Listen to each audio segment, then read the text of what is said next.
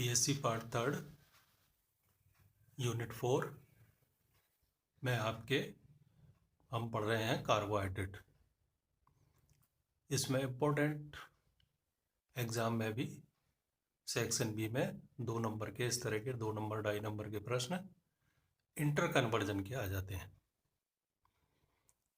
पहला inter conversion है glucose तथा फ्रक्टोज में अंतर परिवर्तन। Inter convergence of glucose and fructose.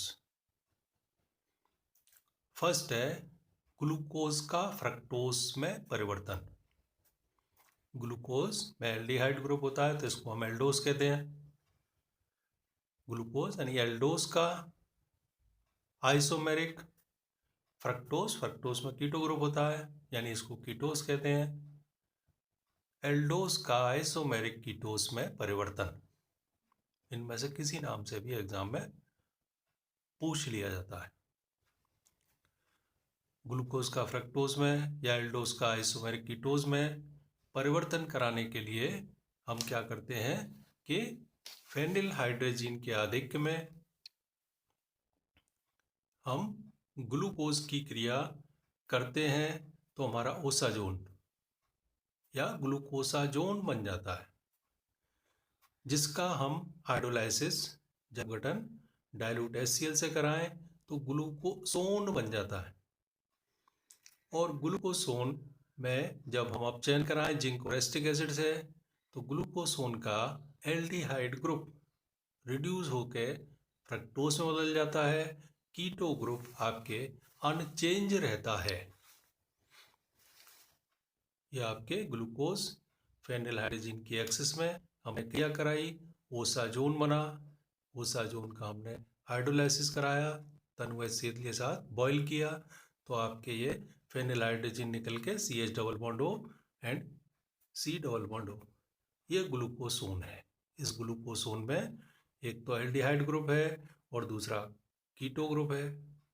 तो एल्डिहाइड ग्रुप का रिडक्शन कीटो ग्रुप की कंपैरिजन में इजीली होता है, तो जिसलिए हम अपचयन कराते हैं, रिडक्शन कराते हैं तो एल्डिहाइड ग्रुप ही रिड्यूस होकर CH2OH में कन्वर्ट हो जाता है।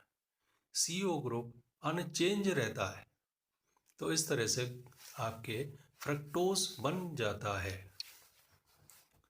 दूसरा इंटर कन्वर्जन है फ्रक्टोज का ग्लूकोज में। फ्रक्टोज यानी कीटोज का आइसोमेरिक एल्डोज में कन्वर्जन।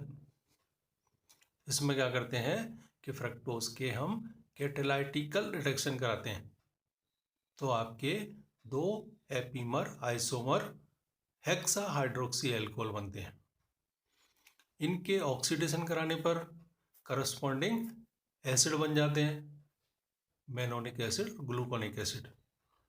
फिर इसको हम पिरिडीन के साथ गर्म करते हैं तो आपके मेनोनिक एसिड ग्लूकोनिक एसिड में चेंज हो जाता है। अब बने हुए ग्लूकोनिक एसिड को यदि हम गर्म करें तो गामा लैक्टोन बन जाता है और इस गामा लैक्टोन का रिडक्शन जिंक अमलगम और डाइल्यूट HCl से कराएं तो आपके ग्लूकोज बन जाता है।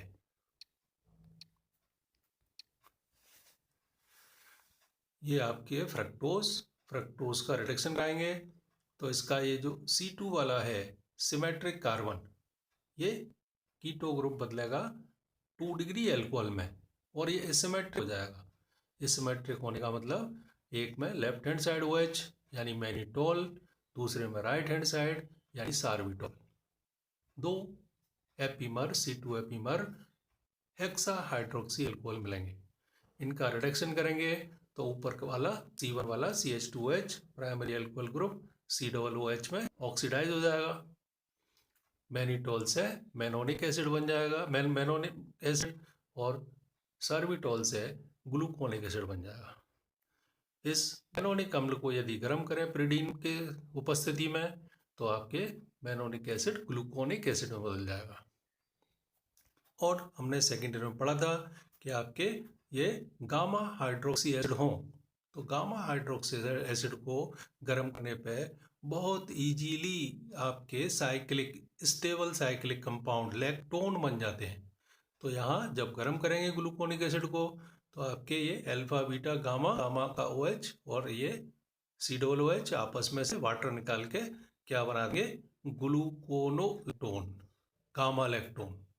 अब इस गामा लैक्टोन का रिडक्शन करेंगे तो ऊपर CHO नीचे CHOH, सोडियम अल्गम और डाइल्यूट HCl है, तो ग्लूकोज प्राप्त हो जाएगा।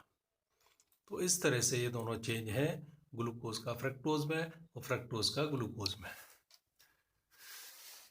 अब इसके बाद है एल्डोज श्रेणी में आरोहण। आरोहण मतलब श्रृंखला वृद्धि, असेंडिंग और चेन लेंथनिंग ऑफ एल्डोजेस। जो आपके लोअर एल्डोपेंटोज है उससे हायर एल्डोहेक्सोस में जो चेंज है उसके दो मेथड हैं। पहला बहुत ही इंपॉर्टेंट है किलियनी सिंथेसिस, किलियनी संश्लेषण। जो हमारा एल्डोपेंटोज है डीअरेबिनोज, इसकी हम HCN से क्रिया कराएं तो आपके 2 एपीमेरिक साइनोहाइड्रिन प्राप्त होते हैं। इनकी हाइड्रोलिसिस कराने पर आपके 2 C2 एपीमेरिक एसिड प्राप्त होते हैं। इनको हीट करें तो आपके करस्पॉन्डिंग गामा लैक्टोन प्राप्त होते हैं, और इनका गामा लैक्टोन का हम रिडक्शन करें तो 2 आपके एपीमेरिक एल्डोहेक्सोसेस ग्लूकोज और मेनोज बनते हैं। एल्डोहेक्सोज में C2 के बाद शेष रिमेनिंग जो मॉलिक्यूल है उसका कॉन्फ़िगरेशन एल्डोपेंटोज के समान ही रहता है। तो इसलिए किलियनी सिंथेसिस आपके कॉन्फ़िगरेशन डिटर्मिनेशन की एक उपयोगी विधि है। हम HCN से क्या करेंगे तो एल्डिहाइड ग्रुप पे ये जो C1 है, C1 क्या हो जाएगा, एसिमेट्रिक। 2 आपके साइनोहाइड्रिन बन जाएंगे। इसमें एक में राइट पे OH है, दूसरे में लेफ्ट पे OH है। फिर इन साइनोहाइड्रिन का जल हाइड्रोलाइसिस बेरियम हाइड्रोक्साइड से कराएंगे तो आपके ये साइनाइड ग्रुप COOH में बदल जाएगा। ये आपके 2 एसिड बन जाएंगे, ये ग्लूकोनिक एसिड, ये मेनोनिक एसिड। अब इनको हम गर्म करें तो हमें मालूम है गामा लैक्टोन बन जाएंगे। तो गामा लैक्टोन के बाद रिडक्शन करें तो आपके ये डी ग्लूकोज और डी मेनोज 2 आपके बन जाते हैं। फिर इसके बाद दूसरी विधि है डी एरेबिनोज की रिएक्शन। हम सोडियम मेथोक्साइड से के मेथेनॉल में बने विलयन में नाइट्रोमेथन से कराने के बाद बने प्रोडक्ट का डाइल्यूट H2SO4 से हाइड्रोलाइसिस कराने पर एपीमर एल्डोहेक्सोस का मिक्सचर प्राप्त होता है। ये आपके डीअरेबिनोज की हमने रिएक्शन कराई सोडियम मेथोक्साइड की प्रेजेंस में, मेथेनॉल नाइट्रोमेथेन से, तो आपके ये 2 बन जाएंगे। फिर इनका डाइल्यूट H2SO4 रिएक्शन कराया तो C2NO2 ग्रुप का क्या हो गया CHO डी ग्लूकोज और डी मेनोज बन जाएंगे।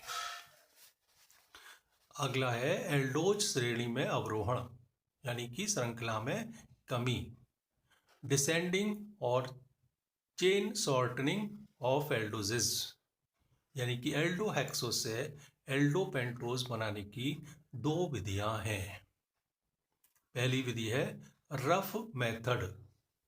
इस रफ मेथड में क्या करते हैं कि डी ग्लूकोज को हम ऑक्सीडाइज करते हैं ब्रोमीन जल से, तो ये क्या होता है CHO ग्रुप COOH में बदल जाता है। फिर इसकी हम क्रिया करते हैं कैल्शियम हाइड्रोक्साइड से, तो इसका कैल्शियम साल्ट बन जाता है। फिर कैल्शियम साल्ट बना के फेंटन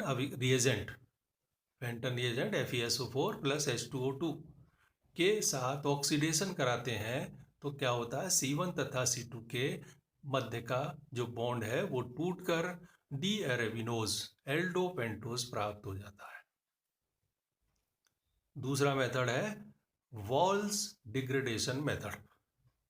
इसमें क्या होता है डी ग्लूकोज एल्डोहेक्सोस की हाइड्रोक्सिलामीन से क्रिया कराने पर बने ऑक्सिम की क्रिया एसिटिक एनाइड्राइड से कराने पर ऑक्सिन समूह के डिहाइड्रेशन के साथ OH का एसिटिलीकरण भी हो जाता है। बने प्रोडक्ट का हाइड्रोलाइसिस अमोनिया युक्त AgNO3 से कराने पर HCN अणु के विलोपन एलिमिनेशन पर डी अरेबिनोज प्राप्त होता है।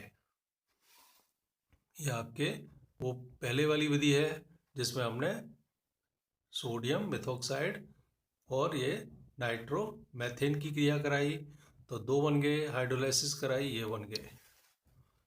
और ये आपके वाल्स डिग्रेडेशन है, ये NH2OH से कराई, तो ये आपके ऑक्सिम बन गया, एसिटिक एनाइड्राइड और H2O एसिटिक एनाइड्राइड से कराई, -H2O के साइनो कंपाउंड, फिर ये अमोनिया युक्त AgNO3 से क्रिया कराई, तो आपके ये सारे जो एसिटॉक्सी ग्रुप थे OH ग्रुप में कन्वर्ट हो गए और यहाँ से HCNO के ये बन गए। तो ये इंटर कन्वर्जेंस में से कोई सा एक एग्जाम में गत वर्षों में कई बार पूछा गया है। अगला है erythro and threo diastereoisomers. ये आपके BSc फर्स्ट ईयर के आधार पे ही यहाँ थोड़ा सा टॉपिक इंट्रोडक्शन है कि जो आपके सरलतम ट्राइओस हमारी ग्लिसरॉल्डिहाइड से क्लियनी सिंथेसिस कराएं तो हमारे ट्राइओस से टेट्रोस, 2 एपीमेरिक टेट्रोस बन जाएंगे। इस डी ग्लिसरॉल्डिहाइड से कराएं तो आपके ये 2 डी एरिथ्रोस और डी थ्रियोस। एल ग्लिसरॉल्डिहाइड से कराएं तो आपके एरिथ्रोस और एल एरिथ्रोस और एल थ्रियोस।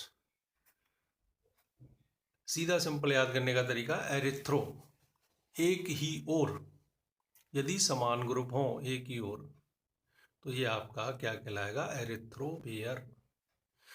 थ्रियो या अपोजिट हो तो ये कहलाता है थ्रियो पेयर। तो इस तरह से ये एक जनरल सा टॉपिक है BSc पार्ट फर्स्ट से संबंधित, स्टीरियो केमिस्ट्री से संबंधित। धन्यवाद।